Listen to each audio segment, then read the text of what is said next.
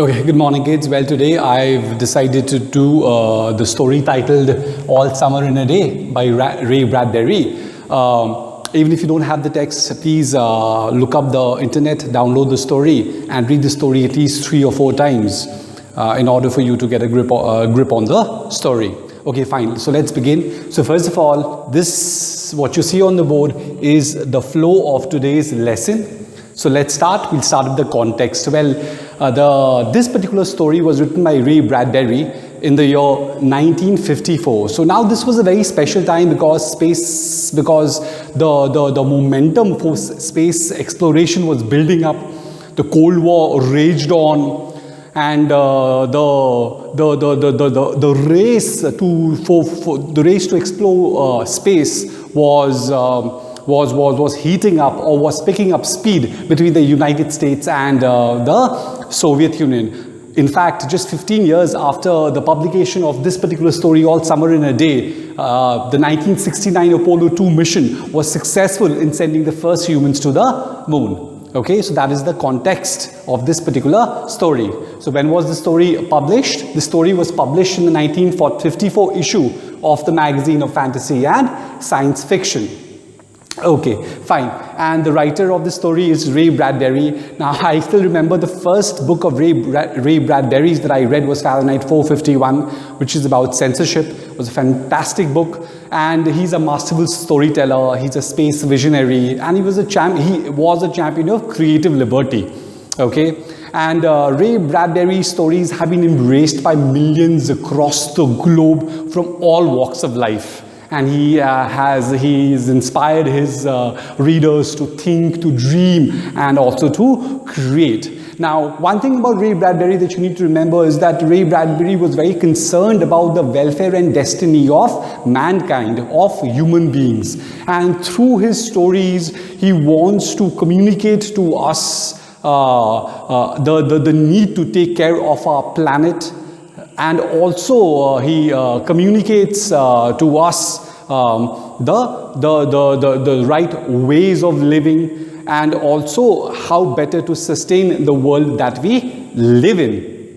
And Ray Bradbury has fans all over the world, and in fact there is a very interesting episode in his life. When he was 12 years old, Ray Bradbury he touched him with an electrically charged sword and went on to tell Ray Bradbury to live forever.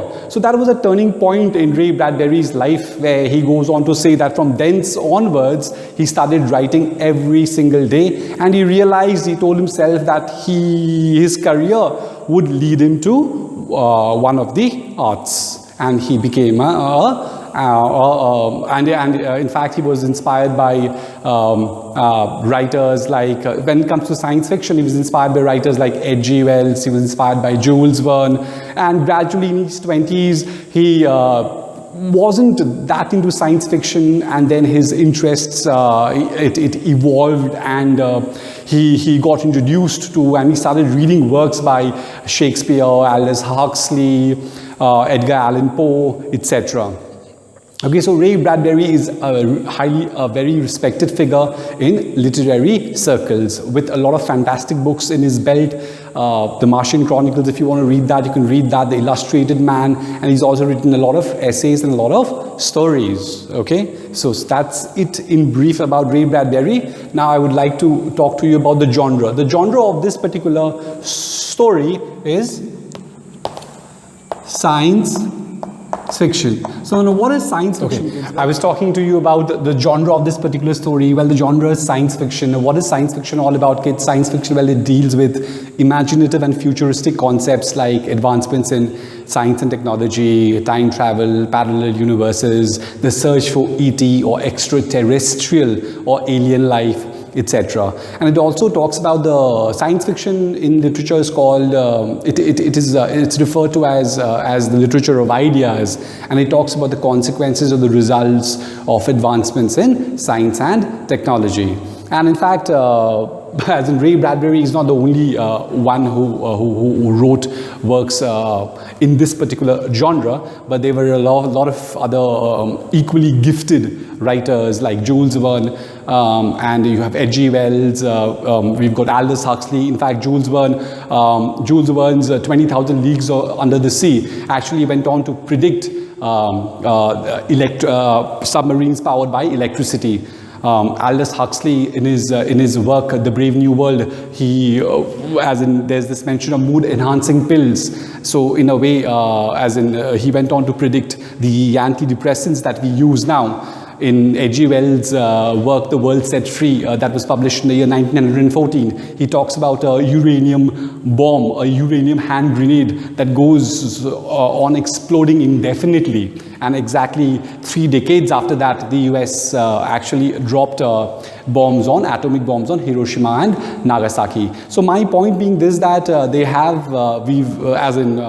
have been writers, science fiction writers, who have imagined or visualized the future and gone on to accordingly pen down their conception, their idea of the future, and those ideas have actually come to life, have actually turned to reality. Even in fact, William Gibson's Neuromancer, there's a book titled Neuromancer, where William Gibson has gone on to predict cyberspace and computer hackers, etc.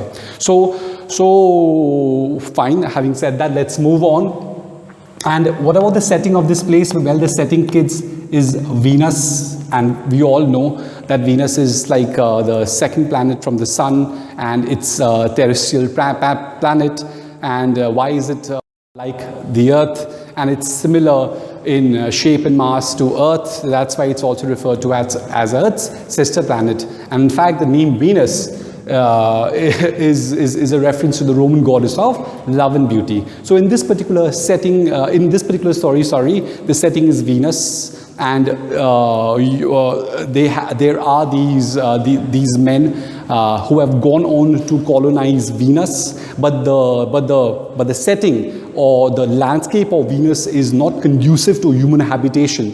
It's very difficult for humans to live there. So what they've done is they've built these underground shelters or an underground city, because it's constantly raining in Venus. And so there's a constant torrential downpour in Venus, because of which the inhabitants who have gone to settle down in Venus have created these underground shelters in Venus. Okay, so and also the setting is described in such a way wherein one gets the feeling that the setting itself, Venus, the landscape of Venus, is inhospitable to human habitation. So do remember that. Now, as far as the characters are concerned, kids, well, we have Margot, okay, who's the main character. You can also call her let's say, the protagonist. She's the protagonist of this particular story. And so what's special about Margot, what makes her special is that a little bit of background to the story is that Margot has come from Earth all the way to Venus, okay, and she has vivid memories of the sun. And the thing that's very peculiar and strange about Venus, strange to us inhabitants of Earth, is that the sun rises in Venus once every 7 years, just for an hour or two. And Margot is the one who has a vivid recollection or vivid memories of the sun, okay, because she was in Earth till she was I think she was on Earth till she was 4 years old, and then it has been 5 years that she has been on the planet Venus. So she has vivid memories of the sun, and she really misses the sun a lot. And because of which she faces a lot of problems from her classmates, okay. So Margot is the protagonist, and who's the antagonist, kids? Well, the antagonist is William, is the antagonist. So she is in conflict with William. So in the sense, let's talk about the conflict here. So what is the conflict here? Well, the conflict out here is that she is an outsider in that place. She has come from Earth, okay, and she is not really used to the landscape of Venus and the life in Venus. And she also has vivid memories of the sun, and she really misses the sun a lot. And William, in fact, has always lived on Venus in that underground city. And when the last time when the sun had come out, he was only 2 years old. In fact, all the children were only 2 years old, so they don't have vivid or a clear memory of what the sun looks like and feels like.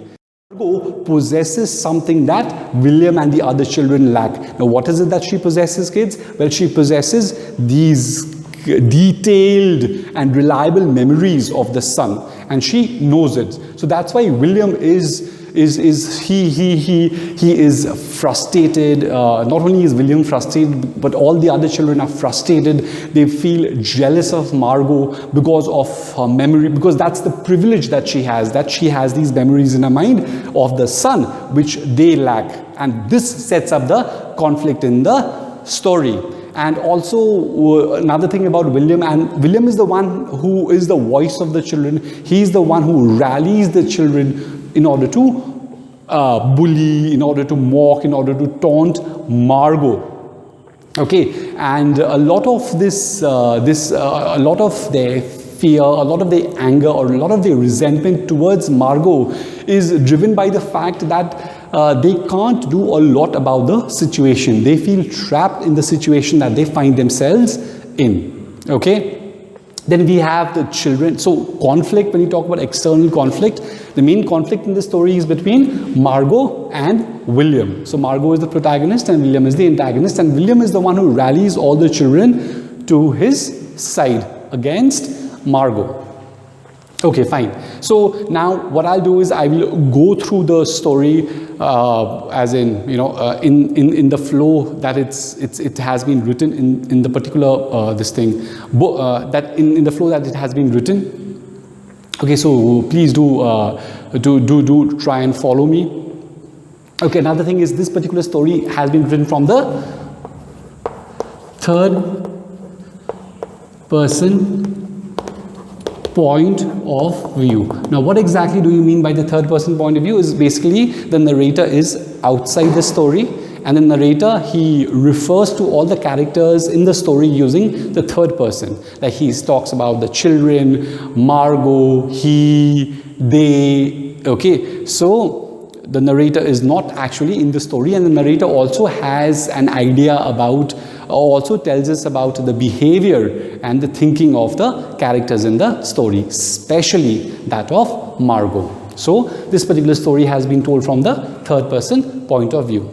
Okay, fine. So everyone, so when the story starts, all the children are, so there is this classroom and there's this huge window from which they can see the landscape of Venus, and it's raining all the time. And on that particular day, kids, the scientists, after 7 years have elapsed, or 7 years have gone by, and the scientists have predicted that the sun will come out on that particular day. So the children are eagerly, they've lined up just next to the window, and they're looking outside, eagerly waiting for the sun to come out, for the sun to shine.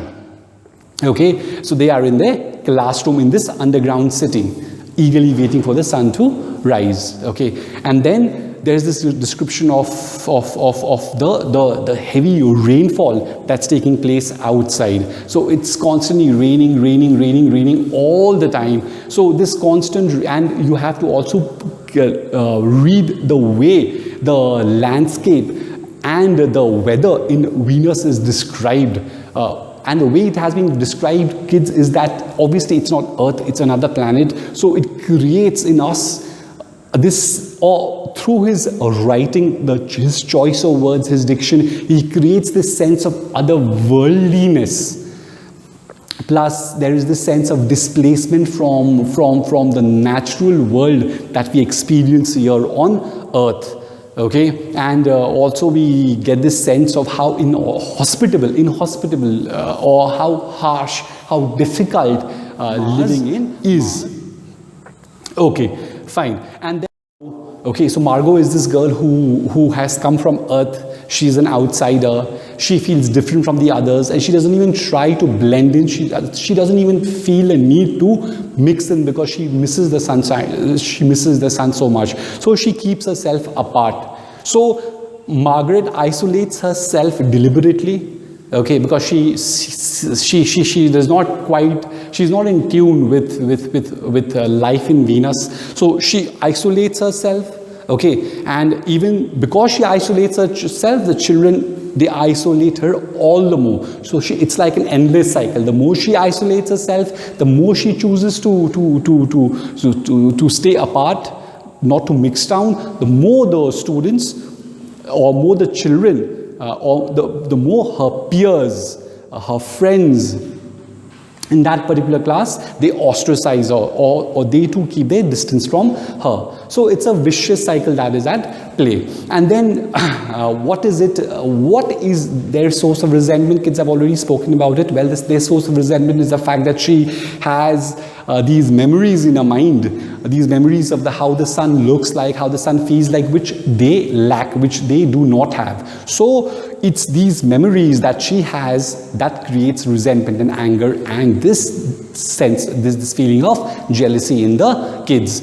And then there's this part where and then if you read subsequently, she talks about how the kids dream about the sun and how the sun looks like a coin. So she's given these descriptions of the sun, and one gets the sense that obviously, so they have colonized Venus, and even these are human beings at the end of the day, and how the sun plays such an important role in our lives, in the lives of human beings. And despite having seen the sun but once, when they were 2 years old,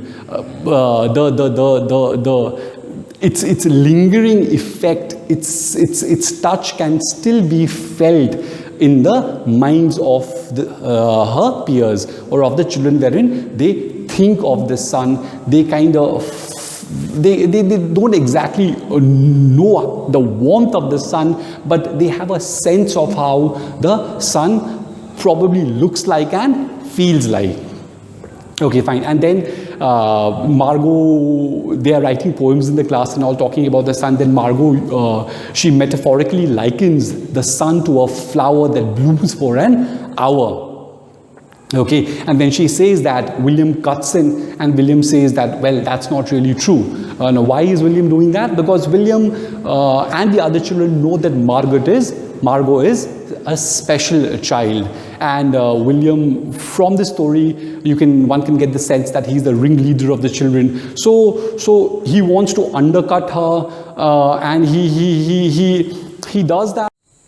Okay, kids, now in the subsequent passage, if you read it, the physical description of Margot is very, very important. Now, how has she been described? She has been described as, let's say, a frail girl. By frail, what do we mean? We mean a weak girl, okay? And she looks as if she's lost in the rains. And the rain has also washed out what? The red from her mouth, the yellow from her hair, the blue from her eyes. Red from her mouth, the blue from her eyes, and the